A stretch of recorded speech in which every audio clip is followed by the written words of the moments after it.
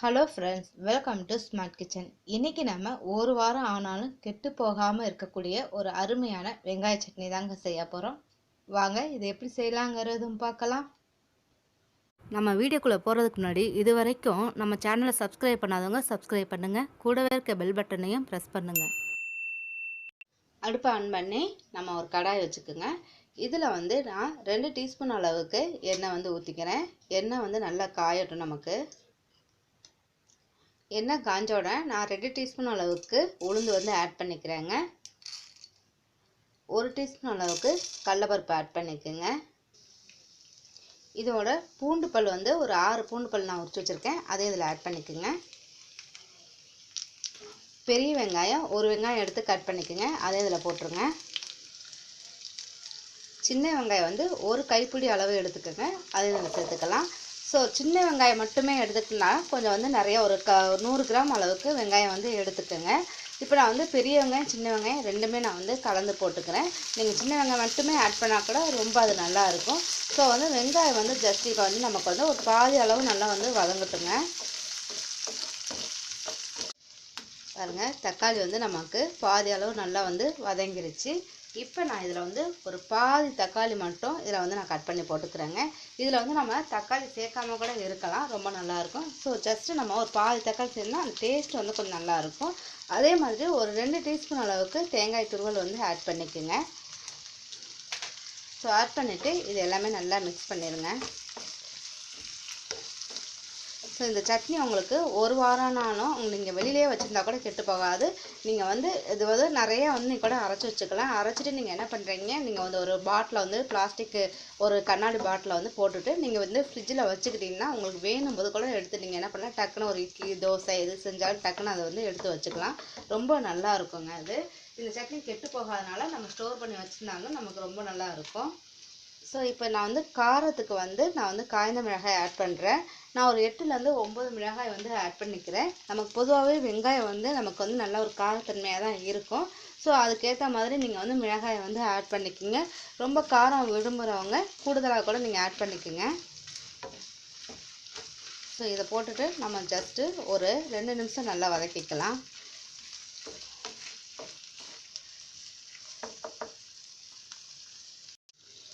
பாருங்கள், இப்போ நமக்கு எல்லாமே நல்லா வதங்கிருச்சுங்க. இப்போ நம்ம என்ன பண்ணலாம், அடுப்பை ஆஃப் பண்ணிவிட்டு இதை நல்லா ஆற விட்டுருங்க. பாருங்கள், இப்போ இது நமக்கு நல்லா ஆறிடுச்சு. ஆறின பிறகு இதை நம்ம என்ன பண்ணலாம், ஒரு மிக்ஸி ஜாரில் போட்டு இது தேவையான அளவு உப்பு போட்டு இதை நல்லா நைஸாக அரைச்சி எடுத்துக்குங்க. இப்போ சட்னியை நம்ம நல்லா நைஸாக அரைச்சி எடுத்துக்கிட்டாங்க. அடுத்து நம்ம வெங்காயம் வதக்கின, அதாவது சட்னி வதக்கின அதே பேனில் என்ன பண்ணுறீங்க, 1 ஸ்பூன் அளவுக்கு எண்ணெய் ஊற்றிக்கிங்க. ஏற்கனவே நமக்கு எண்ணெய் இருக்குது அதில். ஸோ அதனால் 1 ஸ்பூன் அளவுக்கு இதில் எண்ணெய் ஊற்றிக்கலாம். எண்ணெய் காஞ்சோன்னே ஒரு 1/2 ஸ்பூன் அளவுக்கு கடுகு உளுந்து ஆட் பண்ணிக்கோங்க. இதோட நம்ம ஒரு கொத்து கருவேப்பிலை ஆட் பண்ணிக்கலாம். ஆட் பண்ணிவிட்டு கடுகு நமக்கு கொஞ்சம் வெடிக்கட்டும். இப்போ நமக்கு கடுகு உளுந்து கருவேப்பிலை இது எல்லாமே நல்லா பொரிஞ்சிருச்சு.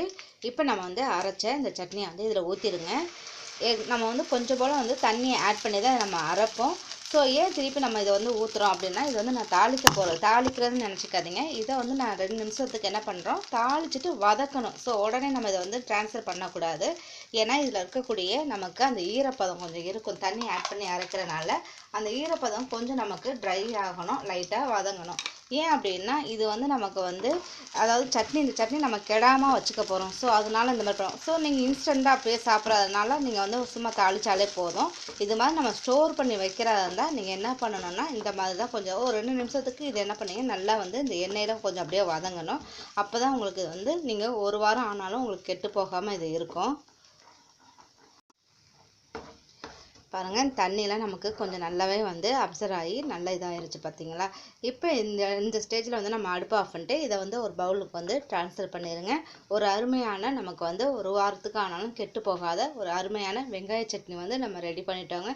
இது இட்லி தோசை எதுக்கு வேணால் சாப்பிட்லாம். குழந்தைங்கள்லாம் சாப்பிட்டாங்கன்னா இன்னும் கேட்டுக்கிட்டே இருப்பாங்க.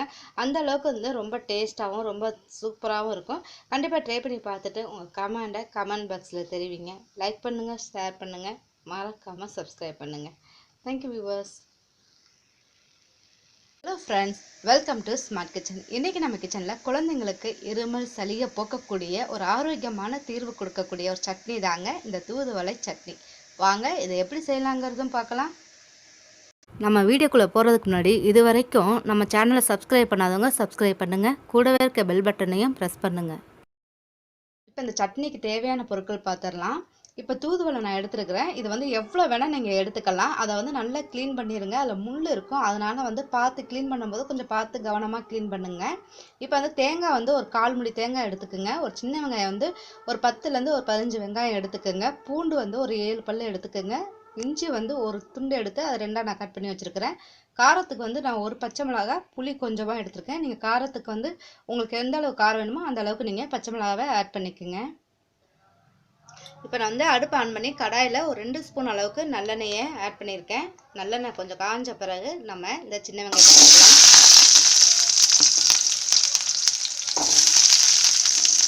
அதோட இந்த பூண்டு இஞ்சியும் சேர்த்துக்குங்க. இப்போ இதை வந்து நம்ம கொஞ்சம் வதக்கிடலாம்.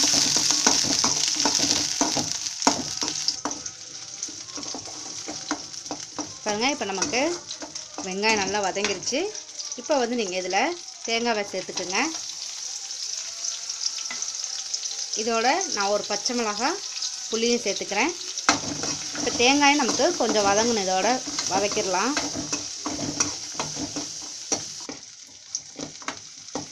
இப்போ நமக்கு தேங்காயெல்லாம் வதங்கிருச்சு. இப்போ நம்ம கடைசியாக இந்த தூதுவளையை போட்டுக்கலாம். தூதுவளை போட்டுட்டு இது கொஞ்சம் நமக்கு நல்லா வதங்கணும். இது வந்து கொஞ்சம் சுருள வதங்கிருச்சுன்னா நம்ம அடுப்பை ஆஃப் பண்ணிட வேண்டியதுதான்.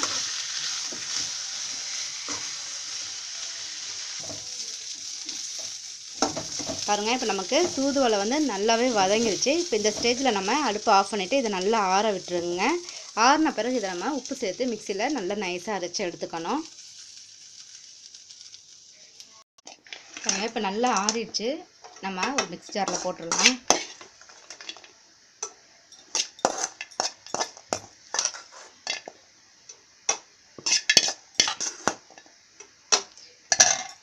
போட்டுட்டு இப்போ இதுக்கு தேவையான அளவுக்கு நம்ம இதில் உப்பு போட்டுட்டு ஃபஸ்ட்டு தண்ணி ஊற்றாமல் அடிங்க. அதுக்கப்புறமா கொஞ்சமாக தண்ணி ஊற்றி நம்ம நல்லா நைஸாக அடித்து எடுத்துக்கலாம்.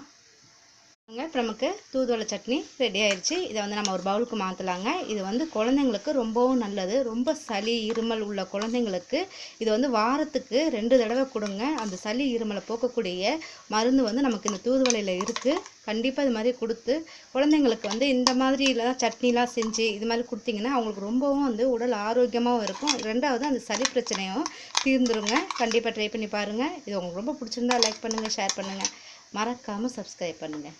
Thank you viewers.